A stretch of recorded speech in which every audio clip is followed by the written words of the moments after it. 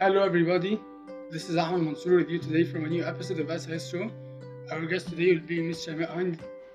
Hello Miss, how are you? Hello, I'm fine, alhamdulillah. She will talk to us today about the SEL, Social Emotional Learning. She's the team leader of grade 1. Miss Shama, can you tell us what is the Social Emotional Learning? Social emotional learning is a program which helps teachers to monitor and help students to learn in a safe environment where their emotions are considered and also they feel safe. So in order a student or in different stages, even you can start this from kindergarten up till grade 12, when the student feels safe and secured and his and her emotion is considered to be one of the priorities of the teachers, they learn better. From your experience, can you tell us how do you apply the SEL in your class? Okay, SEL program is applied in our school through SEL team.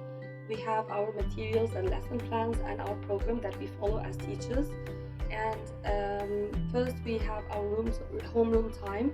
Every day there is a specific time for this where we sit with the students and we show them a video about the strategy that we're going to be talking about. After we see the video, we start asking the students questions about what did they understand from the video. And of course, the objective of the video is targeting our strategy. After we do that, we start to also do some activities and do some like role modeling, showing them how to make these aspects or those objectives. As for example, we had a lesson about it was targeting the self-awareness strategy, and this lesson about bucket fillers and how to make the kids imagine that everyone has an invisible bucket and they should fill these buckets with good things. And the kids, after a while, they get to understand that these buckets that everyone has, even the animals, to treat animals kindly, people kindly, with a smile, being helpful, all of these things. So first I showed them the video about how to be a bucket filler. We don't have a bucket actually in our hand, but just to imagine that there is a bucket, everyone has a bucket, and it's a good thing to be a bucket filler to help others to feel happy, and this will reflect on you. That will fill your bucket too. But on the contrary, if you're going to be a bucket dipper and treat others in a rude way, without respect, not to be kind, not to be helpful, after that you will be a bucket dipper and it will reflect on others as well, and they will be also bucket dippers. So they really enjoyed this lesson, and it helped them to target this strategy of self-awareness. The kids need to know, how they feel and how to respond to their feelings and how to control their anger. It helps them to have good relationships with their friends and with their community, with their parents, with the teachers, so on. How can SEL affect your students grow academically and behaviorally? Academics is connected to behavior. Both are so close to each other, and they are very important to be both of them on the right path. For example, if a child is not happy at school or being bullied or mistreated from his friends, or maybe there is any conflict with the teacher or anything, this child won't be able to learn properly and feel like willing to come to school and to participate in activities and to learn and to flourish. The environment is not helping them. So it's very important for the students to feel that they are secure and safe. It helps them to learn better, as I mentioned in the beginning of the episode. So from my point of view, yes, it's really made a difference with the kids. Those who are really they are facing some problems with their friends, or maybe they don't know how to control their temper. We have these strategies to help them understand themselves very well.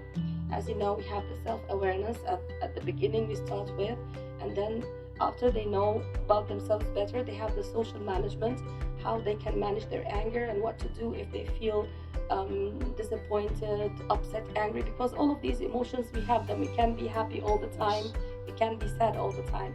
So what to do, how the child will react, and how he or she will control and make the social management.